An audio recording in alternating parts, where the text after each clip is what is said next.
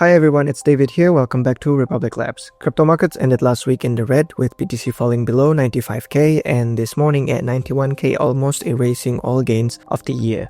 And risk assets including the US stocks and crypto altcoins sold off. Private credit showing cracks in the market that make investors uneasy. And this is a sign of broader stress in the market and reduced speculation. And despite the end of the longest government shutdown in the US history, doubts loom over a December US rate cut given the lack of new data. It's now the time to prepare for a bear market. And when is crypto market bottoming? Let's go.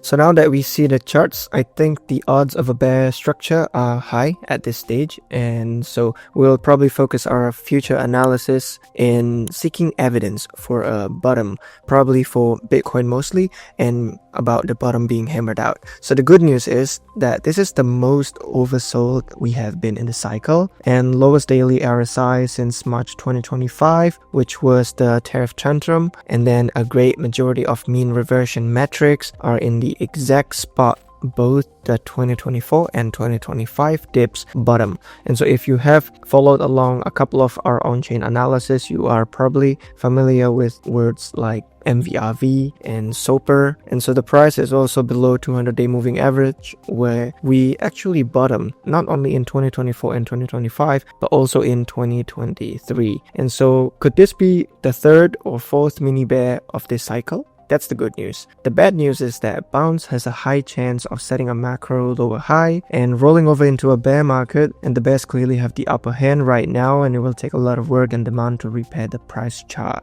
And so there are still a lot of people levering up in future markets to long the bottom, and there's a huge liquidation cluster just right below us down to 90k. And so prepare as if we have now entered a bear market, expecting mid 80k, and to hammer out a floor above the 2024 chop range. So hope that the bulls step in a big way and creating the low of the dip that we all want to see. But regardless, Bitcoin is already undervalued below $100k. The AI bubble is a mashup of every past bubble all happening at once. It's a tech bubble, a real estate bubble regarding the data centers, a credit bubble, and a bubble with government backstopping. And the AI tech is obviously real and important, but the issue is how it is financed. This is according to a podcast that was done on Odd Lots. And 5 years of booming markets in return for a bust, maybe we can check the charts. The first chart is the plan. And so the number of announced plans to build data centers have exploded, and but they are increasingly hard and ever more expensive to build. And perhaps more worryingly, the number of stalled projects is growing. What this chart will look like next year is probably going to be key nearly to all asset markets. And the plan for revenue is that if data centers do get built, we'll reuse them all. JP Morgan projects that AI products would have to create an additional $650 billion a year indefinitely to give investors a reasonable 10% annual return on their AI investments. But the Raymond James forecast, as shown in this chart, suggests that we might fall well short of that.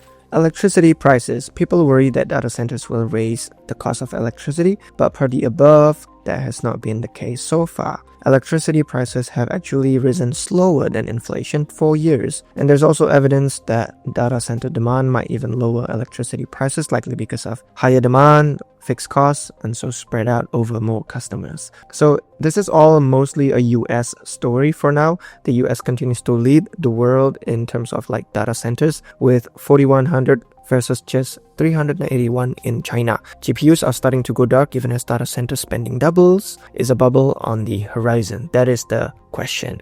The sheer scale of this financing, what makes people nervous, and Xiao said it's futile to time the market.